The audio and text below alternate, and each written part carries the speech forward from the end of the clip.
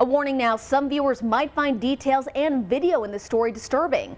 Back in 2022, Jacob Root was left paralyzed during a CSPD arrest.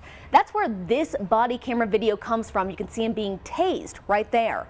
Now, he filed a $100 million lawsuit against the officer who tased him, Robert Comstock. A federal judge dismissed that lawsuit in March, and this week oral arguments began to appeal that decision. All right, we will continue with our next case, which is Root versus Comstock. In the 10th Circuit Court of Appeals on Thursday, Harry Daniels, representing Jacob Root, argued why his client's civil case against Colorado Springs police officer Robert Comstock and the city of Colorado Springs should move forward. Mr. Root was an unarmed individual, did not pose a threat, serious physical harm to the officer or the public. Police canine, stop! Police canine, stop! You're gonna get bit! In 2022, Root was in a reported stolen vehicle at a come and go on Airport Road in Colorado Springs. Get your hands out! Get your hands out! This body camera video shows Root running from police there. The original lawsuit says Officer Comstock tased Root, who fell and broke his neck, leaving him paralyzed. I can't move. Is that normal? Daniels argues the way the taser was used should be categorized as deadly force.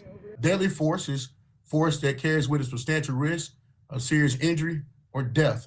And tasing a person in an elevated position absolutely carries that potential risk. Here's the elevated position he's referring to, on the edge of the gas station parking lot, going toward the main road. He was tased at the peak of the elevation, essentially flew down that elevated slope, caused his neck to strike against the curve, breaking it and rendering him quadriplegic. So this is not just a small hill we're talking about. It's more than that, Your Honor. Brian Stewart, who's representing Comstock and the city, also made his case. Your Honors, this case is about a reasonable split-second decision to stop a fleeing felony suspect. CSPD policy says officers cannot tase a person in an elevated position.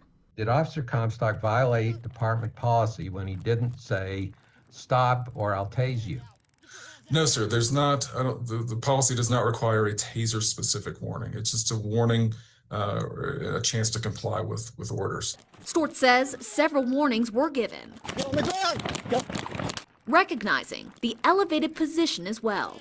Running down a slope might impose some additional risk as opposed to a person running on level ground, but that doesn't make Officer Comstock's decision in this case unreasonable. In fact, Stewart adds deploying the taser was, quote, inherently reasonable. We have to remember that Officer Comstock, when he tased Mr. Root, he had good reason to suspect Mr. Root of not just stealing that 2017 Ford Fusion, but also of using that car to crash into a police car at the Aspen Lodge. Stewart and the judge also went back and forth on what risk running towards Airport Road posed.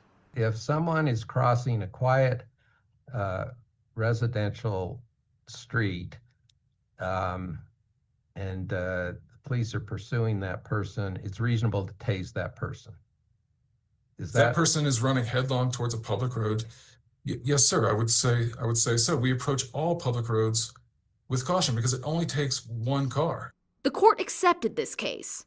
A review hearing for a state lawsuit is also set for December. Officer Comstock is still employed by CSPD.